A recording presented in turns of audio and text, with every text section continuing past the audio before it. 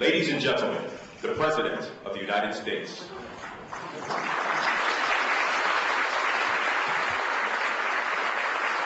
Thank you all. Please be seated.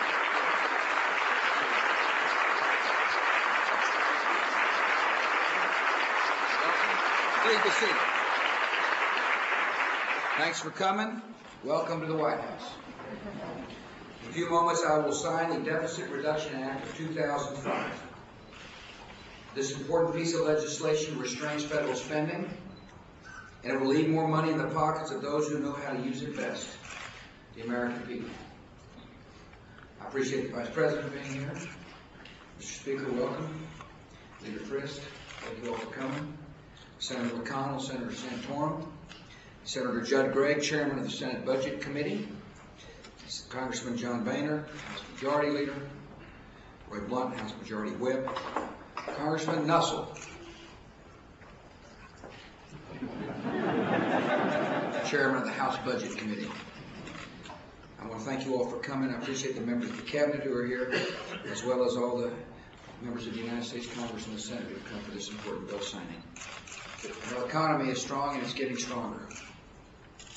We're now entering our 5th year of uninterrupted economic growth. And last year, our economy grew at a healthy 3.5%. Real after-tax income is up nearly 8% per American since 2001. Productivity growth is high. Small businesses are thriving. America's added 4.7 million new jobs over the last 2.5 years. The unemployment rate is down to 4.7%, the lowest level since July 2001. Our economy leads the world, yet we cannot be complacent. To keep our economic momentum, we need to look at the challenges down the road and respond with wise policies now. One of the most important policies we need to pursue is spending restraint in Washington, D.C. Earlier this week, I sent Congress a disciplined federal budget for 2007. And this morning, I traveled to New Hampshire with Chairman Gregg, Senator Sununu, Congressman Bass, and Congressman Bradley to discuss the new budget proposal in detail. The budget strategy begins with keeping taxes low so that Americans can spend, save, and invest more of their own money, and that'll help to keep our economy growing and creating jobs. My budget funds our priorities, starting with funding the United States military, promoting alternative sources of energy, investing in math and science education and basic research, and helping to care for the poor and the elderly. At the same time, my budget tightens the belt on government spending. Every American family has to set priorities and live within a budget, and the American people expect us to do the same right here in Washington, D.C. The federal budget has 2 types of spending: discretionary spending and mandatory spending. Discretionary spending is the kind of spending Congress votes on every year. Last year, Congress met my request and passed bills that cut discretionary spending not related to defense or homeland security. And this year, my budget again proposes to cut this spending. My budget also proposes again to keep the growth in overall discretionary spending below the rate of inflation so we can stay on track to cut the deficit in half by 2009. In the long run, the biggest challenge to our budget is mandatory spending, or entitlement programs like Medicare and Medicaid and Social Security. Entitlement spending is determined by a specific formula, and it rises automatically year after year unless the Congress intervenes. Together, Medicare, Medicaid, and Social Security are now growing faster than the economy, faster than the population, and nearly 3 times the rate of inflation. And the retirement of baby boom generation will put even more strains on these programs. By 2030, spending for Medicare, Medicaid, and Social Security alone will be almost 60% of the entire federal budget. And that will leave future generations with impossible choices: staggering tax increases, immense deficits, or deep cuts in every category of spending. Bringing entitlement spending under control is a critical priority of our government. We need to slow the annual growth of entitlement programs to levels that we can afford. We do not need to cut these programs. There's an important distinction. It is the difference between slowing your car down to the speed limit or putting your car into reverse. By making wise reforms that will reduce the annual growth of mandatory spending, the Deficit Reduction Act will save taxpayers nearly $40 billion over the next 5 years. It's about $300 per taxpayer. The Deficit Reduction Act is estimated to slow the pace of spending growth in both Medicare and Medicaid. Medicare is a federal program that provides health care for older Americans.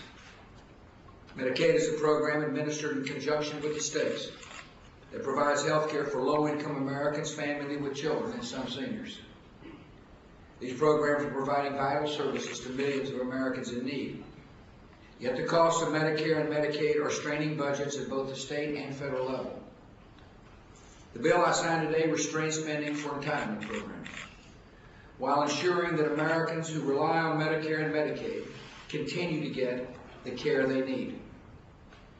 The Deficit Reduction Act is estimated to reduce the growth in Medicare spending by more than $6 billion over the next 5 years. The bill, together with the Medicare Act of 2003, requires wealthier citizens to pay higher premiums for their Medicare coverage. The savings created by this reform and others will make it possible to increase federal funding for important areas like kidney dialysis and rural hospitals.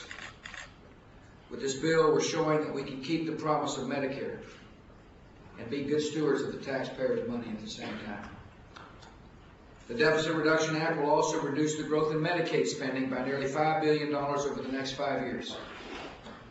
This bill helps restrain Medicaid spending by reducing federal overpayment for prescription drugs. Taxpayers should not have to pay inflated markups for the medicine that the people on Medicaid depend. The bill gives governors more flexibility to design Medicaid benefits that meet the needs of their states efficiently and affordably. The bill tightens the loopholes that allow people to game the system by transferring assets to their children so they can qualify for Medicaid benefits. Along with the governors of both parties, we're sending a clear message. Medicaid will always provide help for those in need, but we will never tolerate wage fraud or abuse.